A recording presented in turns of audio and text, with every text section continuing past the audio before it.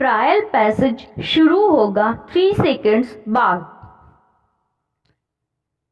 सभापति महोदय, अभी मैं कुछ दिनों पहले आपके राज्य में था। मैं इतनी बार चेन्नई गया, पर मुझे खुद ही उसके बारे में पता नहीं था। मैं कम से कम 100 बार से ज़्यादा चेन्नई हो आया हूँ। चेन्नई जाने का मतलब होता था कि मैं तिरुपति चला जाता था, जो कि आंध्र प्रदेश में है। इस बार किसी ने मुझे कहा कि अगर आपको देखना है तो चेन्नई में एक कपिलेश्वर मंदिर है, आप उसे देखें। अवार्ड लेने के लिए हम सभी वहाँ गए थे और हम कपिलेश्वर मंदिर गए। कपिलेश्वर मंदिर बहुत ही भव्य मंदिर है। चेन्नई के बीचों बीच इतना बढ़िया मंदिर है। तमिलनाडु के जो मंदिर हैं, जैसे तंजावुर का मंदिर है, चिदम्बरम का मंदिर है, यदि उधर से पुदुचेरी के रास्ते चले जाएं तो आप देखेंगे कि इस तरह का मंदिर शायद कम लोगों ने देखा होगा। जैसे रामेश्वरम में मंदिर है, लेकिन वहाँ कितने लोग जा पाते हैं। मुख्य डिक्टेशन शुरू होगी 3 सेकंड्स बाद।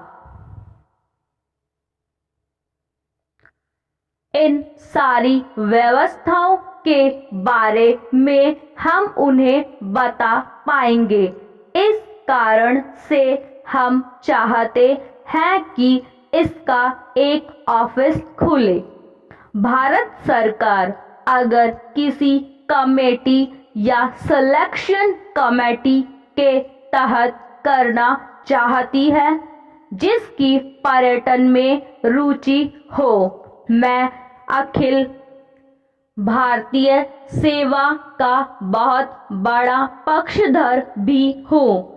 अखिल भारतीय सेवा एक ऐसी सेवा है जो इस देश को संयुक्त सचिव या सचिव बना देंगे।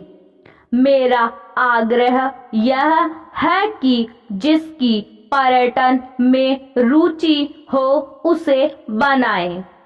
एक दिन हम और अनुराग जी बात कर रहे थे तो हमने कहा कि अनुराग जी, अगर कभी भी जिंदगी में 10 साल, 20 साल, 50 साल बाद यदि हम दोनों में लड़ाई की संभावना आएगी तो वह इसलिए आएगी कि 2 मंत्रालय ऐसे हैं जिन्हें मैं भी लेना चाहूँगा और आप भी लेना चाहेंगे, युवा और खेल मंत्रालय।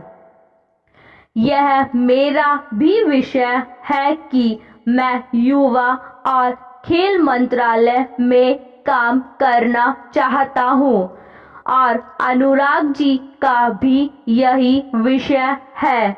दूसरा पर्यटन और संस्कृति विभाग है। कभी जिंदगी में अगर मुझसे कोई यह पूछे कि तुम्हारे रुचि का विषय कौन सा है, तो हमारा तो यही विषय है और मैं जितना अनुराग जी को जानता हूँ, अनुराग जी का भी यही विषय है। इसलिए जिसे भी आप इसका डायरेक्टर जनरल बनाए, उसे पर्यटन और संस्कृति के बारे में जानकारी होनी चाहिए। उस देश के बारे में जानकारी होनी चाहिए। अगर उसे यह पता होगा तो निश्चित तौर पर वह इसमें काम कर पाएगा। पैरा, हम यह चाहते हैं कि निगम के पास कम से कम 5,000 करोड़ रुपए का कॉर्प्स निधि हो।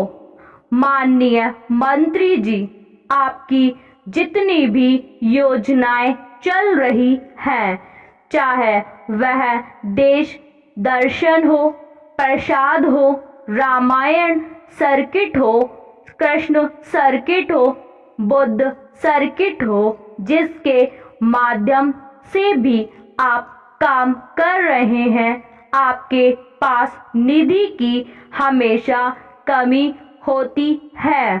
मैं चाहता हूँ कि इसमें मनरेगा की तरह निधि हो, मांग निधि हो। 5,000 करोड़ रुपए में से 5,000 करोड़ रुपए इस निगम में हमेशा मौजूद हो। हमें यह देखना होगा कि पूरे देश भर में हम किस तरह के आधारित संरचना को कैसे डेवलप कर सकते हैं। महोदय, जैसा मैंने आपको बताया कि 4 से 5 करोड़ लोग मेरे इलाके में आते हैं, इसलिए हमें देखना होगा कि जो 4 से 5 करोड़ लोग आते हैं वे केवल मंदिर में आते हैं। इसके अलावा वहाँ आसपास के जो जगह है, जैसे गुरु वशिष्ठ ने वहाँ तपोवन आश्रम बनाया था, विक्रमशिला कहाँ है, तारापीठ कहाँ है, मंदार कहाँ है, बासुकी नाथ कहाँ है, त्रिकूट कहाँ है, रावण का पुन वहाँ लैंड करता था। इन सब जगहों पर यदि आप उस टूरिस्ट को ले जाना चाहते हैं, पर्यटकों को रुकवाना चाहते हैं, तो हमें वहाँ रोड बनवानी पड़ेगी।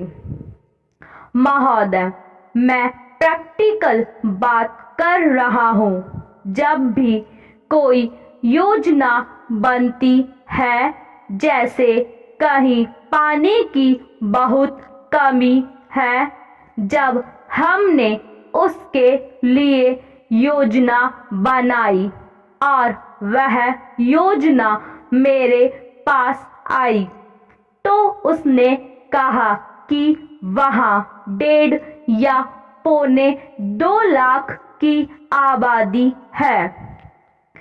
हमको आगे 20-25 साल के लिए टारगेट करना है। 20-25 साल के टारगेट पर वहाँ की आबादी मुश्किल से 4.5 या 5 लाख होगी। वहाँ 5 लाख की आबादी कैसे 25 साल तक पानी पिएगी? उसी हिसाब से उसने पानी की योजना बना दी और DPR भी बन गया। रोज 1.5 लाख लोग पूजा करने के लिए आते हैं, उनको भी पानी देना है। उस तरह के बुनियादी ढांचे के विकास के लिए यदि आप राज्य को जोर देकर करके काम करना पड़ेगा।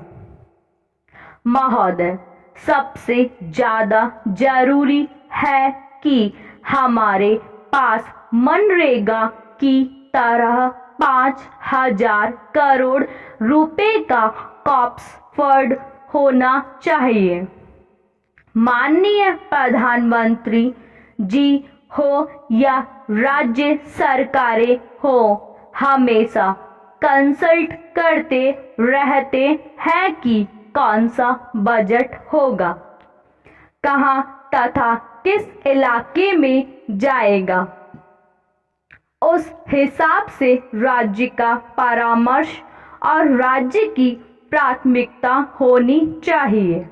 स्टेट की प्राथमिकता ऐसी नहीं होनी चाहिए, बल्कि आपको भी अपने ऑफिस के माध्यम से एक पूरा का पूरा रिपोर्ट बना देना चाहिए।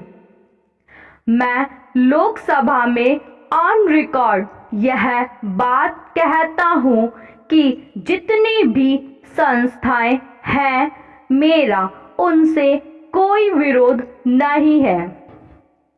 वे अच्छे बिजनेसमैन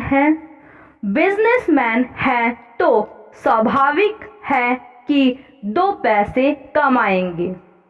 यदि वे पैसे कमाते हैं तो लोगों को रोजगार भी देते हैं। इसका मतलब है कि बिजनेसमैन के खिलाफ कोई माहौल नहीं होना चाहिए।